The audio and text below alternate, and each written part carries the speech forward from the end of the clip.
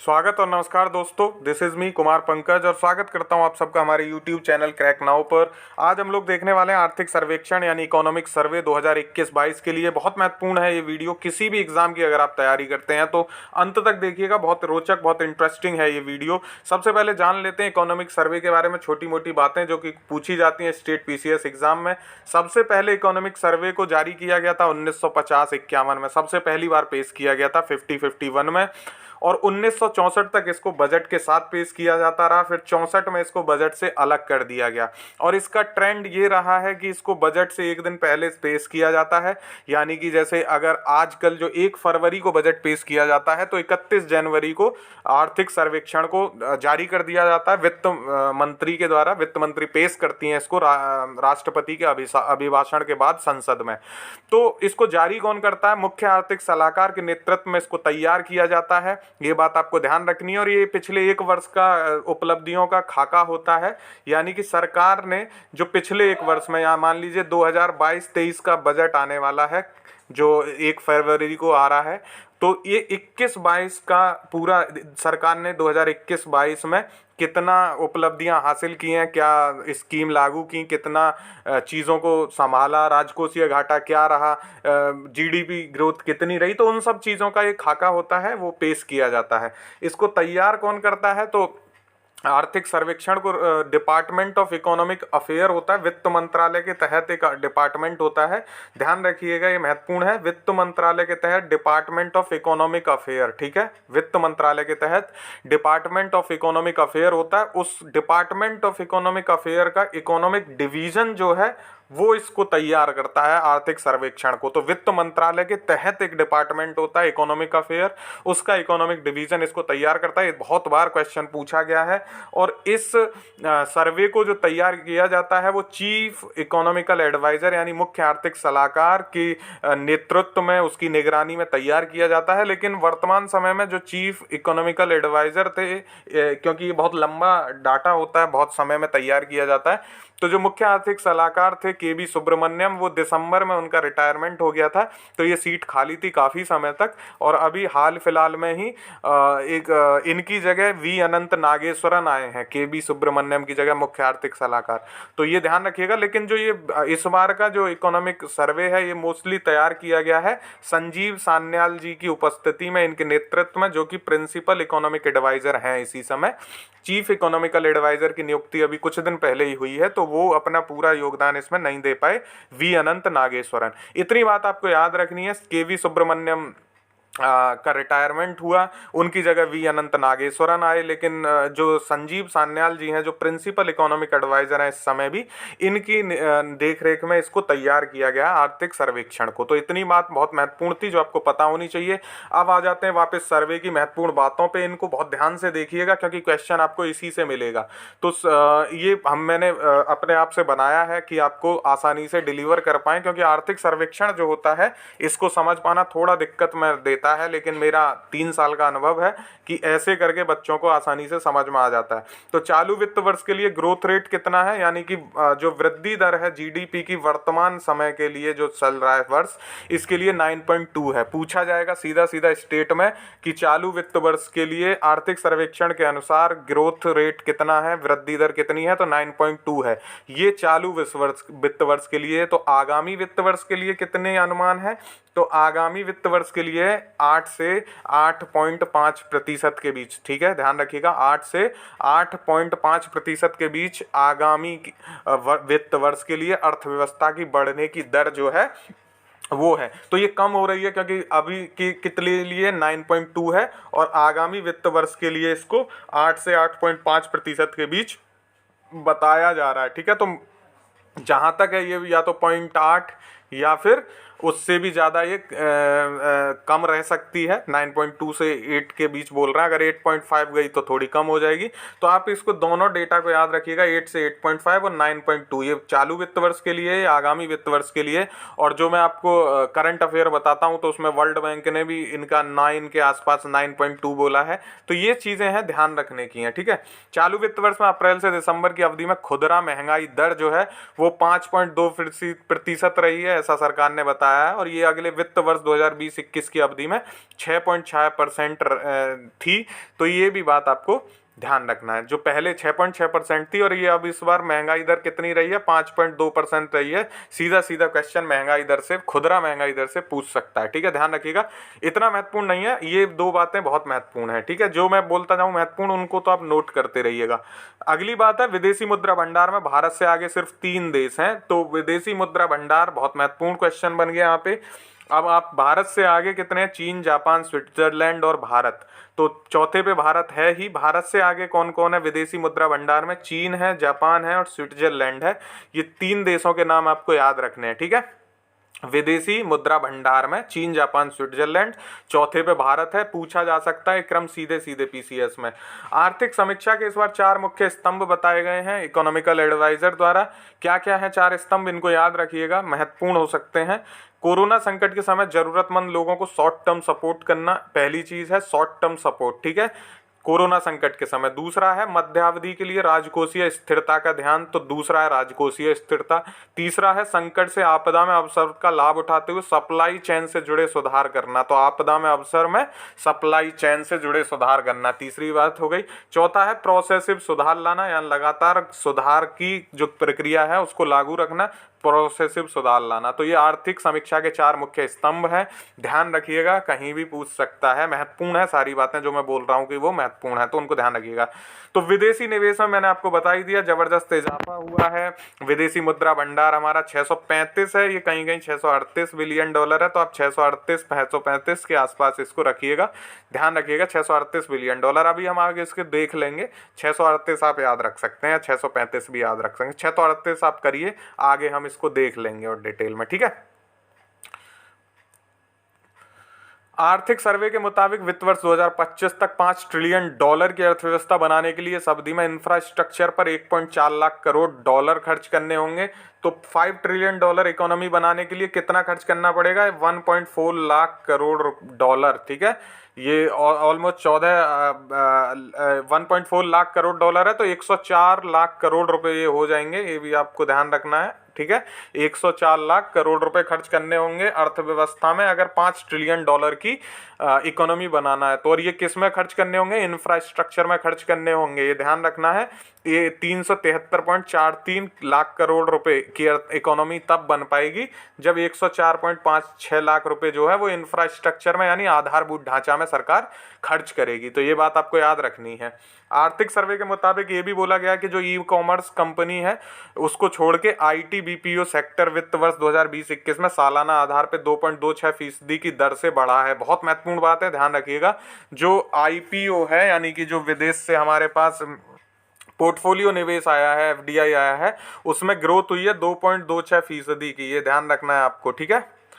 PLI scheme यानी जो ये है जो प्रोडक्शन लिंक इंसेंटिव स्कीम चली है, इसके बारे में मैंने बताया था पिछले बजट में, इसके बारे में बात की गई थी कि जो लोग ज़्यादा प्रोडक्शन करेंगे, ज़्यादा उत्पादन करेंगे, उन्हीं को जो है लागू उसको इंसेंटिव दिए जाएंगे, उनको इस सब्सिडी को ख़त्म करके ये प्रोडक्शन लिंक इंसेंटिव स्कीम को शुरू किया गया था सरकार के द्वारा। तो इसमें 13 सेक्टर के लिए ये लागू की जा चुकी है। 13 सेक्टर के नाम आप देख लीजिए, ऑटोमोबाइल एंड कंपोनेंट है, फार्मास्यूटिकल्स है, स्पेशलिटी स्टील है, टेलीकॉम है, इलेक्ट्रॉनिक्स है, वाइट गुड है, गुड फूड प्रोडक्ट्स हैं, टेक्सटाइल प्रोडक्ट्स हैं। तो ये ऐसे इसमें 13 सेक्टर शामिल हैं, ये भी आपको ध्यान रखना है, ठीक है। अगले वित्त वर्ष के लिए ग्रोथ का आकलन जो है वो 70-75 अमेरिकी डॉलर के भाग पर है। देखिए जो मैंने अभी आपको बोला, जो सरकार कह रही है कि हमारी जो ग्रोथ होगी ये 8 से 8.5% के बीच रहेगी, तो ये अनुमान है। और ये अनुमान किस आधार पर लगाया जाता है, तो सरकार ऐसा मान के चल रही है कि जो अभी कच्चे तेल के जो बैरल के भाव हैं वो 90 रुपये 90 डॉलर प्रति बैरल के हिसाब से चल रहा है, ठीक है। तो अगर ये 70 से 75 बैरल प्रति डॉलर के हिसाब से आता है तब तो इतना होगा, ठीक है, 8 से 8.5 के बीच ग्रोथ रहेगी। अगर ऐसा नहीं होता है, ये और ज़्यादा बढ़ जाता है, 90 से 100 120 की 10 के आसपास पहुंच जाता है, 70-75 तक नहीं आ पाता है ये कच्चे तेल का जो प्राइस है, तो फिर देखिए सीधा सीधा हमारी अर्थव्यवस्था को क्षति पहुंचाएगा, हमें महंगाई दर बढ़ जाएगी। और ये जो हमारा ग्रोथ रेट है 8 से 8.5 के बीच, ये हम नहीं इसको प्राप्त कर पाएंगे। और भी बहुत सारी चीज़ें होती हैं कि जो धन निकाल लिया गया है लोगों के द्वारा कोविड की वजह से, वो धन वापस आना चाहिए, मुद्रा में लिक्विडिटी बनी रहनी चाहिए। तब कई सारे जो फैक्टर हैं उनके आधार पे ये 8 से 8.5% के बीच अर्थव्यवस्था का अनुमान लगाया गया है। तो ये अनुमान होते हैं, ये ऊपर नीचे हो जाते हैं, इनके बारे में आपको ध्यान रखना है। ऐसा कोई नहीं है कि सरकार ने फिक्स कह दिया है कि भैया इतना ही होगा। जैसे पिछली बार के अनुमान थे, सरकार 6.8 के आसपास जो है राजकोषीय घाटा बोल रही थी, लेकिन हुआ क्या कि जो 6.8 के आसपास राजकोषीय घाटा मान के चल रही थी सरकार फर्स्ट कोविड के बाद, लेकिन सेकंड वेव आ गई और ये 9.2 के आसपास पहुंच गया था। तो सरकार क्या कर सकती है जब ऐसी कोई दिक्कतें हो जाती हैं? तो ये अनुमान होता है, ये ऊपर नीचे हो सकता है, कहने का मतलब ये है। तो सरकार ने कहा 7 से 75 जो है अमेरिकी डॉलर के भाव पे अगर कच्चे तेल मिलते हैं तो तब ये माना जाएगा। इसका मौजूदा भाव जो है $90 है। तो ये एक जो है अनुमान होते हैं, ये ध्यान रखना है। आर्थिक सर्वे में दूसरी बात कही गई है कि 20 साल में पहली बार ऐसा हुआ है कि किसी सरकारी कंपनी का निजीकरण हुआ है, और यह BPCL, shipping corporation, Pawan Hans, IDBI bank, बीईएम और आईआईएनएल की बिक्री के लिए रास्ता मजबूत करेगा। यानी सरकार जो विनिवेश कर रही है उसके तौर पे कहा गया है कि देखिए, जैसे टाटा ग्रुप को एयर इंडिया का स्वामित्व 18,000 करोड़ रुपए में सौंप दिया है। अभी की न्यूज है, ये तो 2 दिन पहले की, आपने पढ़ाई होगा।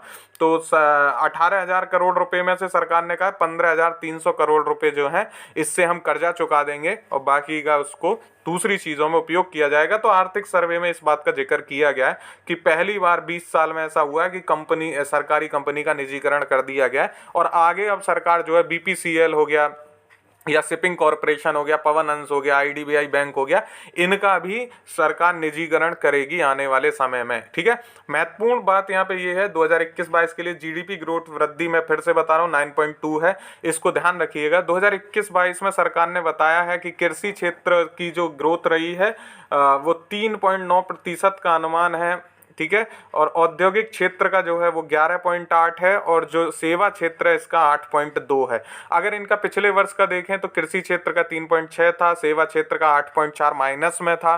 तो इनसे जो है ग्रोथ ये यहाँ पे है, ये अभी हम आगे देखेंगे, लेकिन आप इस वाली बात को, इतनी बात को आप याद रखिए कि कितना अनुमान है। सीधे सीधे पूछा जाता है, कृषि क्षेत्र का जो है 3.9% है, औद्योगिक क्षेत्र का 11.8% है, और सेवा क्षेत्र का 8.2% है। तो औद्योगिक क्षेत्र सबसे ज्यादा शीर्ष पे है, सेवा क्षेत्र 8.2, कृषि क्षेत्र 3.9 पे है।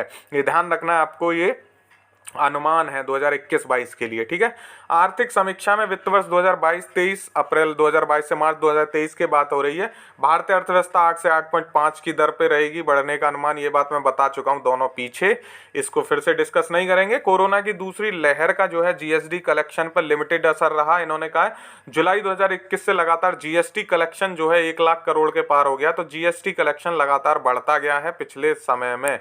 अब आते हैं वापस उसी पे जो हम यहाँ बात कर रहे थे, ये वाली कृषि क्षेत्र की, और ये तो इसको एक बार देख लेते हैं।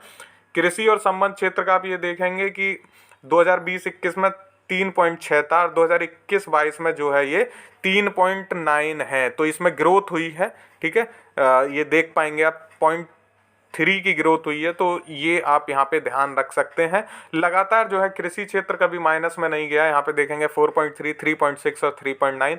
जबकि आप दूसरा देखें, ये उद्योग को आप देखेंगे तो ये -7 था, और अभी ये 11.8 पे आया है, और ये इससे पहले -1.2 पे था 2019-20 की अगर बात करें तो। लेकिन जो कृषि क्षेत्र है ये लगातार प्लस में ही रहा है। कृषि क्षेत्र ने काफ़ी सपोर्ट किया है हमारी अर्थव्यवस्था को। ये 4.3, 3.6, 3.9 के साथ है, लगातार प्लस में ही रहा है, पॉजिटिव ग्रोथ इसने दिखाई है। हालांकि 3.9 कम है, पोस्ट कोविड से स्थिति अभी उतनी बेहतर नहीं है, फिर भी 3.9 है, ये ध्यान रखना है आपको। यहाँ से क्वेश्चन ऐसे भी बनते हैं, अगर आपको याद दिलाऊं मैं कि अर्थव्यवस्था के क्षेत्र में कृषि में लगातार वृद्धि हुई है। तो आप देखेंगे लगातार वृद्धि नहीं हुई है, 4.3 से 3.6 गया है, 3.9 गया है। अगर हम इसको ऐसे लगाएं तो ये कुछ इस तरह बनेगा कि 4.3 था, 3.6 गया, फिर 3.9 गया है, अभी ये यहाँ तक नहीं आया। तो लगातार वृद्धि नहीं हुई है, ये ध्यान रखना है आपको। ऐसे ही उद्योग क्षेत्र में अगर आए तो ये -1.2 था, -7 था, अब 11.8 है। ठीक है, तो ये पीछे हम जो बात कर रहे थे ध्यान रखना है। फिर आते हैं सेवा के क्षेत्र में, तो सेवा में आप देखें ये 7.2 था, -8.4 था और 8.2 है, ठीक है। यहाँ पे अगर आप ये देखें तो ये मैंने यहाँ माइनस आपको बोला है, ध्यान रखना, इसको मत देखना, इसीलिए मैंने यहाँ बोला था, वो गलती से मिसप्रिंट हुआ है। तो सेवा 8.2 है, ठीक है, और उद्योग आपका 11.8 है और कृषि आपका 3.9 है। इसको दोनों को एक जगह कर देता हूँ, 3.9 और 11.8, और सेवाएं जो है 8.2 हैं। ये सीधे सीधे क्वेश्चन जो है पूछ लेता है, ठीक है, तो ध्यान रखना है, आपको महत्वपूर्ण है। मूल कीमत पर अगर जीवीए देखें तो 8.6 इसका टोटल हो जाता है, ठीक है। चलिए आगे बढ़ते हैं। शीर्ष 10 निर्यात गंतव्य के देश देखेंगे, कहाँ कहाँ निर्यात हुआ। पहले देख लेते हैं क्या क्या निर्यात किया गया। टॉप 5 चीजें आपको याद रखनी है निर्यात से, इससे मैं अलग वीडियो भी बनाऊंगा इम्पोर्ट एक्सपोर्ट से, लेकिन आप यहाँ पे इसको देख लीजिए, बहुत महत्वपूर्ण है। देखिए पहले नंबर पर पेट्रोलियम उत्पाद है, दूसरे पे मोती अर्धकीमती पत्थर है, तीसरे पे लोहा और इस्पात है, चौथे पे ड्रग फॉर्मुलेशन एंड बायोलॉजिकल्स है, पांचवें पे सोने और अन्य कीमती धातु के आभूषण है। 5 पहले याद होने चाहिए, पहले 3 कर लो। चलो, पेट्रोलियम उत्पाद, मोती और लोहा, ठीक है, पेट्रोलियम उत्पाद, मोती और लोहा। अगर आप इनको यहाँ पे टोटल ये देखें 2020-21 में तो 8.8 है, 5.6 है, 4.4 है, यहाँ पे देखें 14.9 है, 6.8 है और 6 है, ठीक है। तो ये आपको ध्यान रखना है, ये 21-22 के अनंतिम आंकड़े हैं, यहाँ पे जो देख रहे हैं ये 20-21 का एजम्पशन के आधार पे। तो ये आप यहाँ देखिए, पेट्रोलियम उत्पाद, मोती, अर्धकीमती पत्थर और लोहा और इस्पात। अच्छा, ये कौन से देशों को किया है, तो आप इसमें देश भी आप टॉप 5 तो याद ही रखिए, यूएसए है, यूएई है, चाइना है, बांग्लादेश है और हांगकांग है। कुछ भी नहीं तो पहले 3 याद रखने हैं, यूएसए, यूएई और चाइना। तो यूएसए को देख रहे हैं आप 18.4 है, यूएई को 6.6 है और 5.9 है चाइना को, ठीक है। तो ये इसमें 10 दिखा रखे हैं, लेकिन आपको 5 तो पता ही होने चाहिए, 5 नहीं तो 3 तो आपको पता होने ही चाहिए। तो शीर्ष 10 निर्यात गंतव्य के देश हैं, और ये हमने 10 निर्यात वस्तुएं देखी। तो इसमें 3 निर्यात वस्तुएं देखिए, पेट्रोलियम, कीमती पत्थर, लोहा और इस्पात। और यहाँ पे हमने देश कौन से देखे, यूएसए, यूएई और चाइना, ठीक है।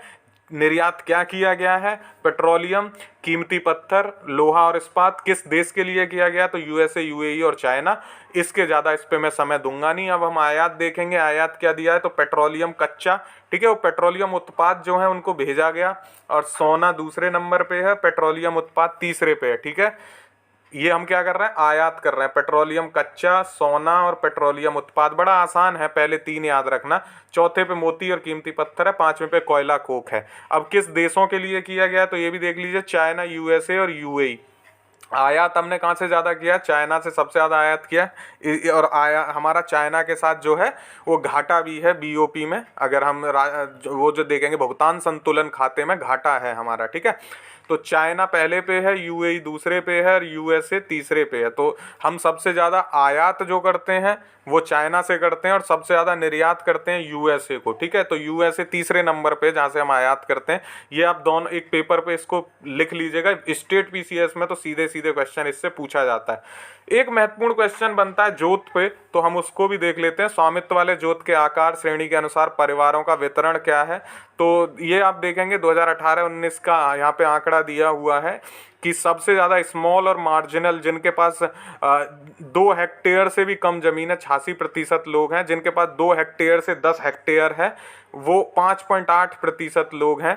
मीडियम, इनको सीमांत कृषक बोलते हैं, इसको मध्यम कृषक बोलते हैं, और ये लार्ज जो बड़े कृषक हैं 0.1 हैं।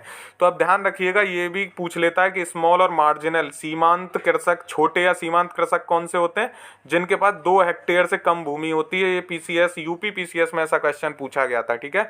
तो छोटे और सीमांत कृषक कितने हैं, 88% हैं। भारत की बात हो रही है जोत के आकार पे। मध्यम कृषक 2 से 10 हेक्टेयर जिनके पास होती है, ऐसे 5.8% लोग हैं।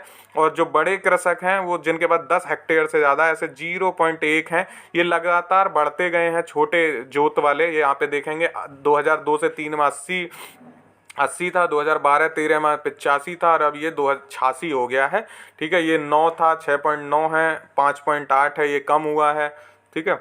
क्योंकि ये बढ़ता जा रहा है ना, तो वो कम होते जा रहे हैं। ये 5 था, 2 हुआ, फिर 1 हो गया है। तो ये दिखाया गया है कि जो सीमांत छोटे और सीमांत कृषक हैं वो लगातार बढ़ रहे हैं। जोत का आकार जो है वो कम हो रहा है, ठीक है। ये बात ध्यान रखिएगा, महत्वपूर्ण है, कृषि से संबंधित है। शीर्ष 10 कृषि निर्यात उत्पाद जो है, अब हमने यहाँ कृषि का ये देख लिया, तो कृषि निर्यात उत्पाद 3 देख लो। समुद्री उत्पाद पहले नंबर पे, जिसमें फिश वगैरह आता है, झींगा मछली वगैरह, ये सब आ जाएंगे। दूसरे पे चावल है बासमती के अलावा। तीसरे पे मसाले हैं, ठीक है। तो ये शीर्ष 3 कृषि निर्यात के बारे में भी आप याद रख सकते हो, समुद्री उत्पाद, चावल और मसाले। ज़्यादा इतना ध्यान नहीं देना है, थोड़ा थोड़ा देखते चलो। शीर्ष निवेश करने वाले देश, एफडीआई इक्विटी अंतर प्रवाह। हमारे यहाँ जो एफडीआई आया, ये क्वेश्चन बनता है स्टेट पीसीएस में। एफडीआई हमारे यहाँ फॉरेन डायरेक्ट इन्वेस्टमेंट कहाँ से ज़्यादा आया है, प्रत्यक्ष विदेशी निवेश दोस्तों, ठीक है। तो प्रत्यक्ष विदेशी निवेश सबसे ज़्यादा सिंगापुर से आया, दूसरे पे अमेरिका से आया, तीसरा मॉरिशस से आया। अब आप लोग कह रहे होंगे ऐसा कैसे हो सकता है कि सिंगापुर से ज़्यादा और अमेरिका से कम है। तो दोस्तों सिंगापुर जो है वो एफडीआई के लिए हब माना जाता है, टैक्स हेवन कंट्री है। यहाँ पे जो है टैक्स रेट बहुत है, ना के बराबर है। तो दूसरे देश क्या करते हैं, अपने पैसे को पहले सिंगापुर में लाते हैं, फिर सिंगापुर से इन्वेस्ट करते हैं। तो इसलिए टैक्स हेवन कंट्री कहा जाता है सिंगापुर को। इसलिए सिंगापुर से पैसा ज़्यादा भारत में आया है एफडीआई के रूप में। दूसरे पे अमेरिका है, तीसरे पे मॉरिशस है। ये 3 देश तो आपको पता ही होने चाहिए। अगर आप इनका शेयर देखें तो 25.9% सिंगापुर से आया है, 14.9% आपका अमेरिका से आया है, और 13.9% आपका मॉरिशस से आया है। तो ये 1/4 के आसपास, 1/4 से ज़्यादा सिंगापुर से अकेले आया है। तो ये ध्यान रखिएगा, बहुत इंपॉर्टेंट है, ठीक है। चलिए आगे देखते हैं। घाटे में रुझान बहुत महत्वपूर्ण है ये स्लाइड, इसको ध्यान रखिएगा। इसमें हम देखने वाले हैं राजकोषीय घाटा, जो कि घाटा ये सबसे ज़्यादा परेशान करता है बच्चों को ये सब समझने में। लेकिन मैंने लैंग्वेज ना रख के सीधा ग्राफ से आपको समझा रहा हूँ, ग्राफ से समझना आसान होता है, ठीक है। तो देखिए इसमें 3 चीज़ें दी हुई हैं। जो फिजिकल डेफिसिट है, ये आप लाल वाला देखेंगे, 6.8 का एस्टीमेट है। और ये 2020-21 के जो प्रोविजनल आंकड़े थे उसमें 9.2 था। सरकार कह रही है जो 6.8 का इनका टारगेट है, ये इसको अचीव कर लेंगे। और ये आंकड़े मार्च के बाद आएंगे तो आप इसको देख पाएंगे 6.8 का, इसको ध्यान रखना है आपको। जो पीडी है, ये प्राइमरी डिफिसिट है, ये कितना दिख रहा है आपको, 3.1 दिख रहा है, ठीक है। और इफेक्टिव जो है, इफेक्टिव रेवेन्यू डिफिसिट कितना है, तो 4.1 है। इन तीनों बातों को आपको याद रखना है। अगर अंतिम आंकड़े पूछेगा, ठीक है, ये किस पे है, on the basis of budget estimate. जो सरकार ने अपने एस्टीमेट बताया था कि इतना जाएगा, तो 6.8 है, 4.1 है और 3.1 है, ध्यान रखिएगा ये बात। और जो प्रोविजनल आंकड़ा आया था उसके अनुसार है 9.2 पे जो है हमारा आपका फिस्कल डिफिसिट है, यानी राजकोषीय घाटा 9.2, ठीक है। और 7.4 जो है वो आपका इफेक्टिव है, यानी कि जो प्रभावी राजस्व घाटा है। और 5.8 जो है आपका वो प्राथमिक घाटा है। बात समझ में आ रही है। ये किसके हैं, प्रोविजनल आंकड़े हैं जो पहले आ चुके हैं, और ये हैं जो सरकार का अनुमान है। सरकार चाहती है कि इतना लक्ष्य हम प्राप्त कर पाएं। तो सरकार कितना चाहती है, जो राजकोषीय घाटा है, फिस्कल डेफिसिट है 6.8, ठीक है। प्राथमिक घाटा सरकार चाहती है कि उसका 3.1 के आसपास रहे, और प्रभावी राजस्व घाटा 4.1 के आसपास रहे, ठीक है। राजकोषीय घाटा क्या होता है दोस्तों, तो सरकार जो अपनी जो स्कीम होती हैं, जो सरकार जितना राजस्व की प्राप्ति करती है, यानी कि सरकार जितना पैसा जुटाती है राजस्व के थ्रू, कर के थ्रू या गैर कर राजस्व के थ्रू, सरकार जितना पैसा इकट्ठा करती है, अगर उससे ज़्यादा खर्च कर देती है तो वो राजकोषीय घाटा कहलाता है। यानी सरकार के पास पैसे थे 10 रुपये, सरकार ने 12 रुपये खर्च कर दिए, तो ये जो 2 रुपये एक्स्ट्रा किए हैं ये राजकोषीय घाटा है। यानी सरकार इसको उधार लेके खर्च कर रही है, ये राजकोषीय घाटा कहलाता है। और ये सरकार के ऊपर वजन होता है, बोझ होता है, जिसको सरकार को ऋण चुकाना होता है, ठीक है। तो इसलिए राजकोषीय घाटा ये जितना कम रहे उतना बेहतर होता है। सरकार चाहती है कि 6.8 के बीच रहे, लेकिन अभी जो वो प्रोविजनल आंकड़े आए थे उसमें 9.2 था। तो देखते हैं अभी आने वाले समय में पता चलेगा ये हो पाता है कि नहीं। आप फिलहाल दोनों आंकड़े याद रखिएगा, क्या पता कौन सा पूछ ले, ठीक है। चलिए विश्व आर्थिक आउटलुक अनुमानों का अवलोकन आप अगर यहाँ पे करेंगे तो ये आप देख सकते हैं कि भारत को इसमें ये दिया गया है 9, ठीक है, और 7.1 ये किसके लिए है, ये वर्ल्ड इकोनॉमिक आउटलुक की रिपोर्ट है कि आने वाले समय में किसका कितना जो है अनुमान है कि कितना अर्थव्यवस्था कौन सा कितना ग्रो करेगी। तो भारत की जो अर्थव्यवस्था बोला गया 7.1 रहेगी 2023 में और 9% के आसपास रहेगी 2022 में। ये क्या है, ये जीडीपी ग्रोथ की बात हो रही है, वर्ल्ड इकोनॉमिक आउटलुक की रिपोर्ट है। इससे क्वेश्चन बनता है आईएमएफ में, ये कई बार आपको करंट पढ़ाते हुए भी कहता हूँ, आईएमएफ हो गया, वर्ल्ड इकोनॉमिक आउटलुक हो गया, ठीक है, वर्ल्ड बैंक हो गया, इनकी जो रिपोर्ट आती है ये कितना एस्टीमेट लगा रहे हैं ये हमें पता होना चाहिए। तो भारत का 2022 के लिए कितना है 9% और 2023 के लिए 7.1%। वहीं विश्व का देखें तो विश्व का 4.4 है 2022 के लिए और 3.8 है 2023 के लिए, ठीक है। और बड़े देशों को आप अमेरिका को भी देखेंगे तो 4 और 2.6 के आसपास है, ठीक है। तो बहुत कम है इसमें दूसरे देश सारे।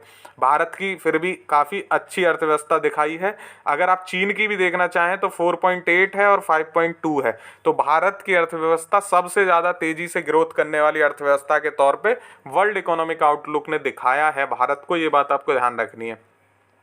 सरकार ने कुछ प्रोत्साहन स्कीम चलाई थी 2021-22 में, उनको भी आप देख सकते हैं कि सरकार ने कहाँ कितना खर्च किया। हालांकि इससे क्वेश्चन बनेगा नहीं, तो आप इसको पीडीएफ में देख लीजिएगा, खामखा वीडियो लंबा होगा। पीडीएफ में आप एक बार देख जरूर लेना, कभी कोई क्वेश्चन बन ही जाए तो वैसे बहुत कम चांसेस हैं कि यहाँ से कोई क्वेश्चन बनेगा, ठीक है। तो ये घोषणाएं हैं सरकार की जिनको आप देख सकते हैं सरकार ने किस पे कितना खर्च किया है, वहाँ नहीं बताया, यहाँ देख लीजिए। सरकार ने सबसे ज़्यादा लिक्विडिटी इनहांसिंग में पैसा खर्च किया, यानी अर्थव्यवस्था में तरलता को बढ़ाने के लिए 39% खर्च किया है सरकार ने। एक्सपोर्ट निर्यात को बूस्ट करने के लिए 17%, इन्वेस्टमेंट के लिए निवेश के लिए 17%, खाने के लिए फूड के लिए 21%, यानी जो कोविड के समय में बहुत ज़्यादा समस्या हो गई थी, सरकार ने खाद्यान्न भी बांटा, सब्सिडी भी दी। और फिर स्वास्थ्य के लिए 4% और एग्रीकल्चर के लिए माफ़ कीजिएगा 2%। तो सबसे ज़्यादा तरलता, अर्थव्यवस्था में तरलता बढ़ाने के लिए निर्यात, फिर पहले नंबर पे तरलता, दूसरे नंबर पे खाद्यान्न फूड के लिए, और तीसरे पे या तो आप निवेश कह सकते हैं या फिर निर्यात कह सकते हैं। तो ये ध्यान रखिएगा, हो सकता है ऐसा कोई क्वेश्चन बन जाए, तो इसी स्लाइड से काम आपका हो जाएगा, ठीक है। अब आप देख लीजिए अनंतिम आंकड़े हैं राजस्व प्राप्ति और सकल कर राजस्व के, कि सरकार को प्राप्तियां कितनी हुई हैं और सरकार का खर्च कितना है। तो राजस्व प्राप्तियां जो हैं वो 38.2 के आसपास है। हालांकि ऐसा क्वेश्चन स्टेट पीसीएस में तो नहीं पूछने वाला है। तो 38.2 के आसपास है राजस्व प्राप्तियां। सकल कर राजस्व 31.3, राजस्व व्यय जो है 12.1 है। इसमें आप ये सब छोड़िए, इसको कोई मतलब नहीं है। राजकोषीय घाटा -13.9 है, इसको छोड़ दीजिए, नहीं पूछने वाला है, ठीक है। इसमें भी अप्रैल से नवंबर 2021 के दौरान व्यय घटकों में वृद्धि, कहाँ पे कितना खर्चा बढ़ा है आप ये देख सकते हैं, ठीक है। तो ये 2020 के लिए आप इसमें अगर देखें ग्रोथ रेट 13.5 थी और ये अप्रैल नवंबर 2021 के लिए है। तो यहाँ 28% जो है कैपिटल एक्सपेंडिचर बढ़ा है, 28% के आसपास अप्रैल नवंबर 2021 में, ठीक है, अगर इसकी तुलना करें तो। और ये revenue, non interest revenue expenditure है, गैर राजस्व खर्चा है, और ये है पूंजीगत, ठीक है, जिस पे पूंजियां बढ़ती हैं, कैपिटल एक्सपेंडिचर है, यानी पूंजीगत खर्च है, पूंजीगत व्यय है, और ये राजस्व व्यय है। तो इसमें देखिए राजस्व व्यय में बहुत ज़्यादा ग्रोथ नहीं है, 4.6 से 6 है, और पूंजीगत व्यय में काफ़ी ज़्यादा वृद्धि हुई है, 13 से 28 गया है। पूंजीगत व्यय हमेशा अच्छा होता है, क्योंकि पूंजीगत व्यय से या तो सरकार की देनदारी कम हो जाती है या फिर सरकार की जो है जो आधारभूत चीज़ें हैं वो बढ़ जाती हैं, ठीक है, एसेट बढ़ जाती है। वे बेसिकली कहने का मतलब है या तो परिसंपत्तियों का सृजन होता है या फिर देनदारी कम हो जाती है कैपिटल एक्सपेंडिचर से। जबकि नॉन इंटरेस्ट जो रेवेन्यू एक्सपेंडिचर होता है, रेवेन्यू एक्सपेंडिचर से ऐसा कुछ नहीं होता। इससे ना तो देनदारी कम होती है, ना ही इससे पूंजीगत एसेट या पूंजीगत कोई चीज़ परिसंपत्ति का सृजन होता है, कुछ नहीं होता, इससे बेकार होता है, ठीक है। चलिए, केंद्र सरकार के वित्तीय संकेतक अगर देखें तो वही राजस्व प्राप्तियां हैं, आप देख पाएंगे 17.88। इनसे कोई क्वेश्चन नहीं पूछने वाला, छोड़िए, स्टेट पीसीएस में तो नहीं बनता। लेकिन अगर आपको फिर भी लगता है कि ये देखना है आपको, तो आप ये यहाँ पे राजकोषीय घाटा वगैरह ये देख सकते हैं 11.41, 14.54। लेकिन आप इसको पीडीएफ में देख लीजिएगा, क्योंकि कोई मतलब है नहीं मेरे हिसाब से इसको देखने का, ठीक है। ये कर राजस्व में करों की संरचना है कि कैसे सरकार को 2021-22 में राजस्व की प्राप्ति हुई है, ये महत्वपूर्ण है। इसमें आप देख लीजिए, सबसे ज़्यादा जो राजस्व की प्राप्ति हुई है ये आप देख पाएंगे 29% जीएसटी से सरकार को राजस्व की प्राप्ति हुई है। ठीक है, दूसरे नंबर पे जो हुई है वो 25% है। यहाँ पे आप देख पाएंगे कॉरपोरेशन टैक्स है, यानी कॉरपोरेट सेक्टर से टैक्स मिला है। ठीक है, और टैक्सेस ऑन इनकम और अदर है, ये आयकर भी आप कह सकते हैं, और ये जो है कॉरपोरेट टैक्स है जो कंपनियों से, निगम कर इसको आप बोलेंगे हिंदी में। तो सबसे ज़्यादा जीएसटी है, फिर आयकर और निगम कर है। ठीक है, उसके बाद फिर यूनियन की जो संघ की एक्साइज ड्यूटी है उससे पैसा आया है। तो आप पहले नंबर पे जीएसटी, ठीक है, दूसरे पे आप आयकर और निगम कर, और तीसरे पे एक्साइज ड्यूटी को यानी शुल्क को आप रखेंगे। ठीक है, तो ये महत्वपूर्ण है, राजस्व का टैक्स का जो कहाँ से आया सरकार के पास पैसा। ठीक है, ये इंपॉर्टेंट है। तो ये वहीं ये वाला जो है ये मैंने यहाँ पे आपको दिखा दिया है। इसमें यहाँ पे लिखा हुआ है कि कितनी वृद्धि हुई है, 0.7 आदि के आसपास, इसको आप पढ़ लेना। यही जो वहाँ पे मैंने दिखाया उसको फिर से यहाँ पे दिखाया हुआ है। केंद्र सरकार के गैर कर राजस्व में रुझान देखें, अगर सरकार ने जो, वो तो राजस्व था, गैर कर राजस्व का अगर देखें तो सरकार को कितना ब्याज प्राप्तियाँ हुई हैं, 0.12 लाख में लाभांश और लाभ है। तो ये आप ये टोटल देख सकते हैं 2.43 लाख करोड़ रुपए में ये है। ठीक है, गैर कर राजस्व से पूछने वाला नहीं है। राजस्व व्यय की प्रमुख मदें हैं कि सरकार ने कहाँ कितना खर्च किया है। अगर आप ये देखना चाहें तो वेतन में सरकार ने 2.52 के आसपास खर्च किया है। ठीक है, और निवृत्ति वेतन में 1.90 के आसपास खर्च किया है। ब्याज भुगतान में 8.10 के आसपास, ये प्रतिशत में दिखाया हुआ है कि कौन सा है। 22.9% जो है वेतन भत्ते में खर्च किया है। ठीक है, तो ये आप सारी चीज़ें देख सकते हैं यहाँ पे। कुल व्यय में राजस्व और पूंजीगत व्यय का हिस्सा कितना है, तो ये आप यहाँ पे देख पाएंगे, कैपिटल एक्सपेंडिचर और टोटल एक्सपेंडिचर। तो जो कैपिटल एक्सपेंडिचर है ये प्रतिशत में आप यहाँ देखेंगे काफ़ी ऊपर गया है। ठीक है, रेवेन्यू एक्सपेंडिचर नीचे आया है। तो ये काफ़ी अच्छी बात होती है कि आप जो पूंजीगत व्यय है उसको बढ़ा रहे हैं लगातार। तो पूंजीगत व्यय लगातार बढ़ता गया है, और ये 8 के आसपास, ये यहाँ पे आप देखेंगे 17 के आसपास ये परसेंटेज में ऑलमोस्ट पहुँच गया है। तो ये महत्वपूर्ण है, 17% के आसपास पहुँच जाना। गैर राजस्व कर लगातार कम होकर 11 के आसपास आ गया है, तो ये महत्वपूर्ण है। ठीक है, ये अंतर प्रवाह दिखाया भारत में शुद्ध विप्रेषण। ठीक है, कि भारत ने विप्रेषण कितना हुआ है, तो रेमिटेंस में ये देखेंगे 87 के भारत सबसे ज़्यादा इंडिया को प्राप्त हुआ है। जो ये वही रेमिटेंस की बात हो रही है, भारत में शुद्ध जो विप्रेषण है ये आप देखेंगे सबसे ज़्यादा भारत को प्राप्त हुआ है रेमिटेंस। उसके बाद चाइना को प्राप्त हुआ है 53, और फिर मैक्सिको को भी प्राप्त हुआ है 53। तो सबसे ज़्यादा जो रेमिटेंस है वो 87 के आसपास भारत को मिला है। ये बात आपको ध्यान रखनी है। रेमिटेंस के मामले में सबसे वो शीर्ष देश ये आप यहाँ देख सकते हैं, इंडिया, चाइना, मैक्सिको और फिलीपींस, ये 4 देश देखेंगे, काफ़ी है। निजी स्थानांतरण वही इंडिया, चाइना, मैक्सिको और ये आदि। चालू खाता शेष अगर आपको देखना है तो यहाँ पे देख सकते हैं, क्वेश्चन यहाँ से आएगा नहीं। एक महत्वपूर्ण चीज़ है जो पूछी जाती है, एनपीए। एनपीए को आप एक बार ध्यान से देख लीजिए, एनपीए से क्वेश्चन बनता है। तो सितंबर 2021 को हम देखेंगे। आप अगर एनपीए देखें, ग्रॉस नेशनल जो नॉन परफॉर्मिंग एसेट है वो 6.93 है। अगर आप इसमें ये देखें, ये अनुसूचित वाणिज्यिक बैंक है, ये सार्वजनिक क्षेत्र के बैंक है और ये निजी क्षेत्र के बैंक है। तो आप अगर इसमें देखेंगे एनपीए 6.93 ग्रॉस जो अनुसूचित वाणिज्यिक बैंक का है, इसमें अगर सार्वजनिक क्षेत्र के बैंकों का देखें तो 8.57 है, और निजी क्षेत्र के बैंकों का देखें तो 4.73 है। यानी आप ये देख सकते हैं, ग्रॉस अगर अनुसूचित वाणिज्यिक बैंकों का 6.93 है, इसमें सार्वजनिक क्षेत्र के बैंकों का कितना है एनपीए, 8.57, और निजी क्षेत्र के बैंकों का कितना है एनपीए, 4.73। तो काफ़ी कम है निजी क्षेत्र के बैंकों का नॉन परफॉर्मिंग एसेट, सार्वजनिक क्षेत्र के बैंकों का एनपीए ज़्यादा है। एनपीए आप लोगों को पता होगा, मुझे ऐसी उम्मीद है। एनपीए वो होता है कि मान लीजिए बैंक ने किसी व्यक्ति को या किसी संस्था को या किसी कंपनी को ऋण दिया, और उस ऋण के बदले कोई ब्याज की प्राप्ति नहीं हो रही है 90 दिन से ज़्यादा से। ठीक है, तो वो एनपीए माना जाता है, नॉन परफॉर्मिंग एसेट माना जाता है, जिससे कोई लाभ नहीं हो रहा बैंक को। तो सरकारी बैंकों का ऐसा बहुत सा पैसा है, 8.57% पैसा है, जिस पे उन्हें या तो कोई लेके भाग गया या कोई वापस नहीं कर रहा है। निजी क्षेत्र के बैंकों में ऐसा कम है, 4.73 है, तो लगभग आधे के बराबर है। अगर इन दोनों का ग्रॉस करके अनुसूचित देखें तो 6.93 के आसपास आता है। शेड्यूल्ड बैंक की यहाँ पे बात हो रही है। ठीक है, एक महत्वपूर्ण चीज़ होती है उपभोक्ता मूल्य मुद्रास्फीति दरें। अगर आप इसको देखेंगे तो 5.7 है और ये 3.1 है। ठीक है, तो ये ध्यान रखिएगा, दोनों ही ईएमडी और उपभोक्ता मूल्य मुद्रास्फीति। ठीक है, इसको आप याद रखिएगा। ये वर्ल्ड इकोनॉमिक आउटलुक की रिपोर्ट है, 5.7 के आसपास है। ठीक है, ये ध्यान रखना है आपको। तो ये था आज का वीडियो, कैसा लगा आपको ये ज़रूर बताइएगा। कुछ चीज़ छूट गई हो तो मुझे कमेंट कर सकते हैं। आप पसंद आया हो तो दोस्तों के साथ शेयर ज़रूर कीजिएगा। पीडीएफ आपको इसकी टेलीग्राम पे मिल जाएगी, टेलीग्राम का लिंक आपको डिस्क्रिप्शन में मिल जाएगा। वीडियो पसंद आया हो तो लाइक ज़रूर करें। Thank you so much for watching. Have a good day. जय हिंद।